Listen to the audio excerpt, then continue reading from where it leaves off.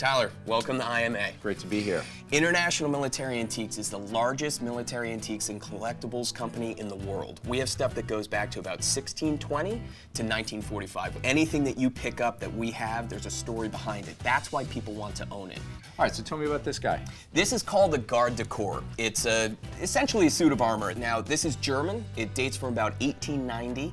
And Kaiser Wilhelm, the guy who basically was the main foe in World War I for the Allies, this was his guard. It's got an eagle on top, and on top of the eagle is a crown.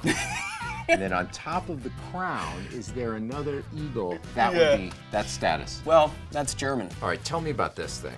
So this is a silk map. And these were given to aviators in World War II.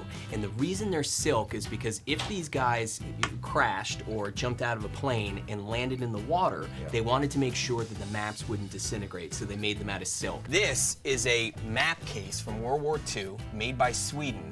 And the thing about the Swedes is they really understood where we were going with technology because they made it for the perfect size. You know what this is? Yeah, amazing. For Look at that. Wow. So a genuine World War II map case perfectly fits a tablet. Tell me about these things. These things are some of my favorite pieces that we have. They're really simple, really affordable, but the history is amazing. They are Soviet Communist Party books. So everyone in the Soviet Union after World War II was issued one of these, and this recorded the dues that they paid. And you can see these guys didn't miss a date. There were penalties for missing. There were penalties, yes. Look at this guy. That guy was a good communist.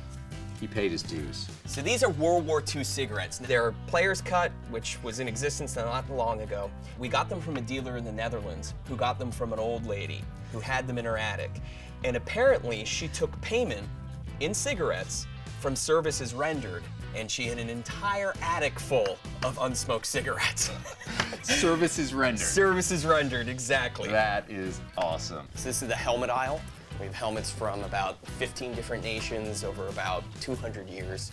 We've got German and French and Russian. Back here, these are American World War II helmets. Yeah. So cool. Pretty heavy. This shape, it was an iconic helmet for the US forces from about World War II all the way into the 1980s. So out here we keep our cannons and bigger things like vehicles that we can keep outside. This is a World War II 1944 airborne scooter. And the reason it was airborne is because here and here on these hooks attached to a parachute. So as the guys jumped out of the planes on D-Day, they kicked a few of these off. That's why it had this kind of roll cage. Okay. And it would land. And this is just built to land with a parachute, rolls over, you cut the chute, you run over, you hop on it, and you drive around. You go.